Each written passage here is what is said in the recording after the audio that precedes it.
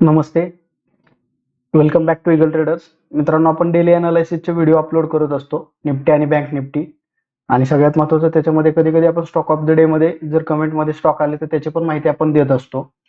कालचा जर व्हिडिओ तुम्ही पाहिला क्लिअरली, जसं आपण बँक निफ्टीचं प्लॅनिंग केलं होतं, परफेक्टली लेवल आपल्याला तिथं वर्क झालेली बघायला मिळाली. ओके, जसं आपण कालचा व्हिडिओ तुम्ही जर पुन्हा एकदा जाऊन पाहिला नसेल तर एकदा जाऊन पहा.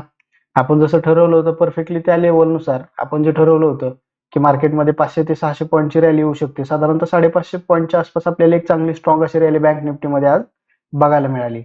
कालचा व्हिडिओ तुम्ही पाहू शकता. त्याच्यानंतर निफ्टीमध्ये जर आपण पाहिलं तर निफ्टीमध्ये आज आपण तिथं थोडंसं नॉर्मल ट्रॅप झालो तिथं. ओके, आपण इथं जे प्लॅनिंग केलं होतं की ह्या लेवल पासून अपसाईडला मुवमेंट मिळू शकते, आपण नॉर्मल तिथं ट्रॅप झालो.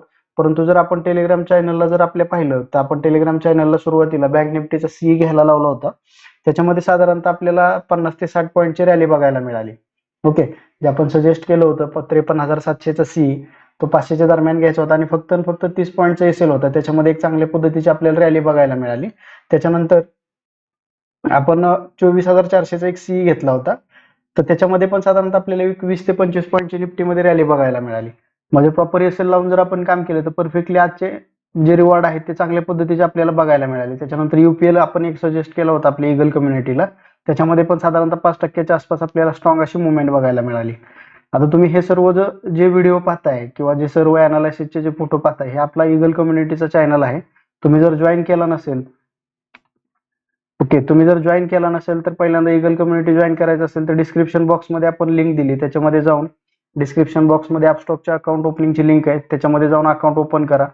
अकाउंट ओपन केल्याच्या नंतर ट्रेड करा आणि दिलेल्या नंबरवरती मेसेज करा. ओके, आपण डेली अनालिसिसचे व्हिडिओ टाकतोय, साधारणतः 1 महिना झालं परफेक्टली लेवल आपल्या फॉलो होत आहेत. तुम्ही जर युट्यूब चॅनलला सबस्क्राईब केलं नाही तर सगळ्यात महत्त्वाची खूप मोठी चूक करताय, कारण की परफेक्टली लेवल आपण इथं आपल्या चॅनलवरती देत असतो. आपल्या चॅनलला सबस्क्राईब करा, लाईक करा आणि व्हिडिओला शेअर करा. उद्यासाठी लागणारे आपल्याला जे बँक निफ्टीच्या लेवल असणार आहेत ते आपण पाहूयात.